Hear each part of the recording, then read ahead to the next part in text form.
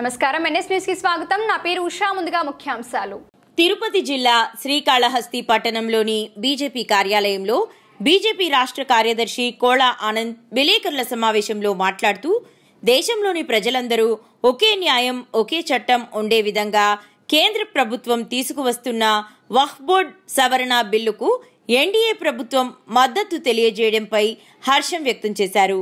దేశంలో ముస్లింలకు ఉన్న వక్ఫ్ బోర్డ్ ఆస్తులు అన్యాక్రాంతం అవుతుండడంతో కేంద్రం అందరికీ ఒకే చట్టం తీసుకుని వచ్చే విధంగా అటు రాజ్యసభలోనూ ఇటు శాసనసభలో వక్ఫ్ బోర్డ్ సవరణ బిల్లును ఆమోదం తెలుపుతూ తీసుకున్న నిర్ణయాన్ని ఆంధ్రప్రదేశ్లో ఎన్డీఏ ప్రభుత్వం మద్దతు తెలియజేయడం ప్రతి ఒక్కరూ స్వాగతించాలన్నారు. ముస్లింలకు వక్ఫ్ బోర్డ్ ద్వారా వారికి సంబంధించిన ఆస్తులను కోల్పోకుండా వారికి న్యాయం జరిగే విధంగా కార్యాచరణ చేపట్టాలని ఉద్దేశంతో నేడు కేంద్రం ఈ నిర్ణయం తీసుకుందని, కేంద్ర ప్రభుత్వం ఏ మతానికి ఏ కులానికి వ్యతిరేకం కాదని, అందరికీ ఒకే చట్టం ఒకే న్యాయం కలిగించే విధంగా కార్యాచరణ చేపట్టడమే కేంద్ర ప్రభుత్వం యొక్క ముఖ్య ఉద్దేశమని తెలియజేశారు. మోడీ గారి యొక్క నాయకత్వంలో ఎన్డీఏ ప్రభుత్వం 2014 నుంచి ఇప్పటి వరకు 3 పర్యాలు ఈ దేశంలో అధికారంలోకి వచ్చిన తర్వాత మనం చూస్తున్నాం. ఏదైనా కూడా ఒక చారిత్రక నిర్ణయానికి శ్రీకారం చుడతా ఉంది. అంటే ఆ రోజుల్లో ఉన్న పరిస్థితి, భారతదేశానికి స్వతంత్రం వచ్చినప్పుడు ఆ రోజు తీసుకున్నటువంటి అనాలోచితమైన చట్టాలు మనందరికీ తెలుసు. 370-35A యాక్ట్, అది ఎంత దుర్మార్గమైనటువంటి యాక్టు. దానివల్ల జమ్మూ కాశ్మీర్ కావచ్చు, భారతదేశానికి తలమానికమే ఉన్నటువంటి జమ్మూ కాశ్మీర్లో రోజు మంటలు రచ్చలు, తీవ్రవాదం పెచ్చుమీరిపోయి పాకిస్తాన్ యొక్క దేశానికి అదే జమ్మూ కాశ్మీర్కి ఉన్న సంబంధాలను ఏర్పాటు చేసి భారతదేశం అంతర్భాగమైనటువంటి జమ్మూ కాశ్మీర్కి ఏ యొక్క రాష్ట్రంతోనూ ఏ యొక్క వ్యక్తితోనూ సత్సంబంధం లేకుండా తీసుకున్నటువంటి చట్టం ఎంత నీచమైన చట్టం, ఎంత దుర్మార్గమైన చట్టం. ఆ రోజు జవహర్లాల్ నెహ్రూ తీసుకున్నటువంటి ఒక నీచమైనటువంటి దుర్మార్గమైన ఆలోచనతో మరి భారతదేశం ఎంతో అభివృద్ధిని కావచ్చు, అదే రకంగా ఆ రాష్ట్రం కూడా ఎంతో అభివృద్ధి కావచ్చు. ఆ రాష్ట్రంలో ఉన్నటువంటి కశ్మీర్ పండిట్స్ కావచ్చు, వారి కుటుంబాలు కావచ్చు, లక్షలాది మంది హత్య చేసి మరి వారందరినీ కూడా ఆ రాష్ట్రం నుంచి విడిచి పారిపోయే విధంగా ఒక నరమేధం జరిగిన పరిస్థితి మనం కళ్ళారా చూసి. ఎప్పుడో కాదు, చరిత్రలో కాదు, 89, 90, 91 ఆ ప్రాంతంలో జరిగినటువంటి దుర్మార్గమైనటువంటి చర్య అది.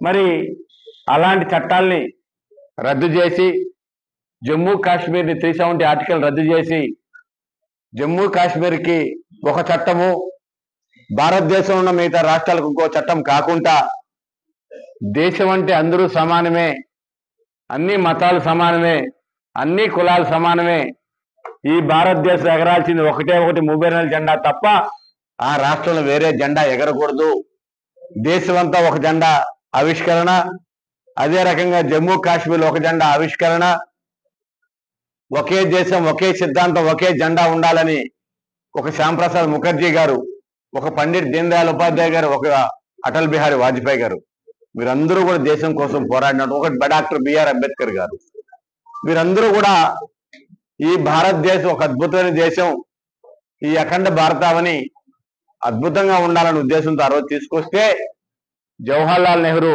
తన స్వార్థం కోసం ఆయన తీసుకున్నటువంటి ఘోరమైనటువంటి చట్టాలు అదొకటి.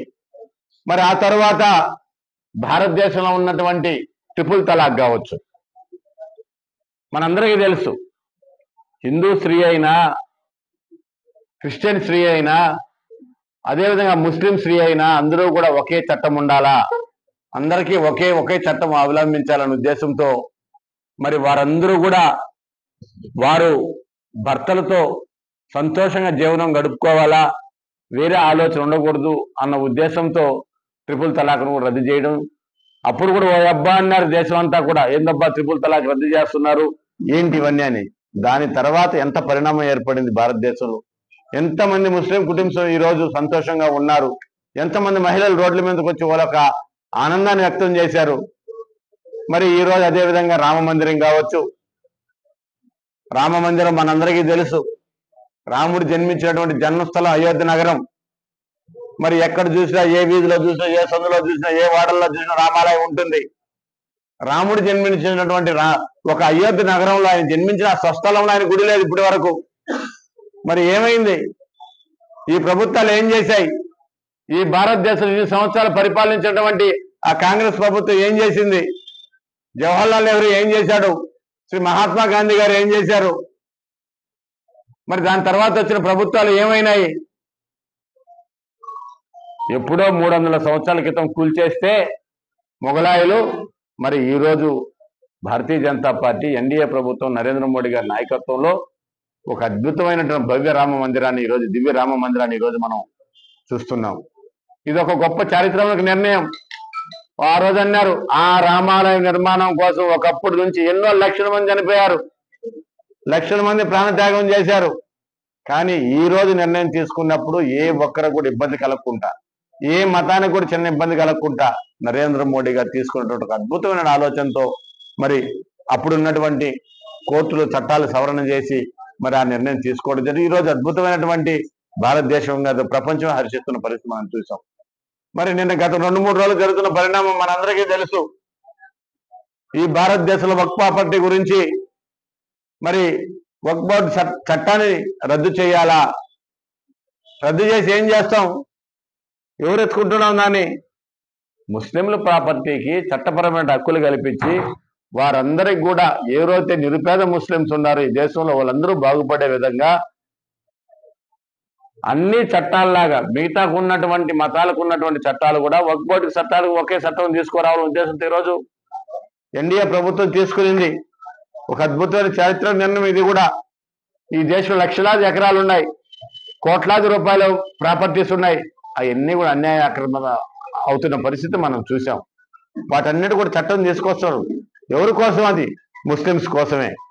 మరి అలాంటి ముస్లిమ్స్ అందరూ కూడా సంతోషంగా ఉండాలి. ఈ దేశంలో వాళ్ళు ఎలాంటి చిన్న హాని జరగకూడదు, చిన్న ఇబ్బందికరమైన పరిస్థితి జరగకూడదు అన్న ఉద్దేశంతో ఈరోజు ఒక భారతీయ జనతా పార్టీ కాదు, ఈ రాష్ట్రంలో ఉన్నటువంటి ఎన్డీఏ భాగస్వామ్య పక్షాలైనటువంటి తెలుగుదేశం ప్రభుత్వానికి ప్రత్యేకమైన ధన్యవాదాలు తెలియజేసుకుంటున్నాం.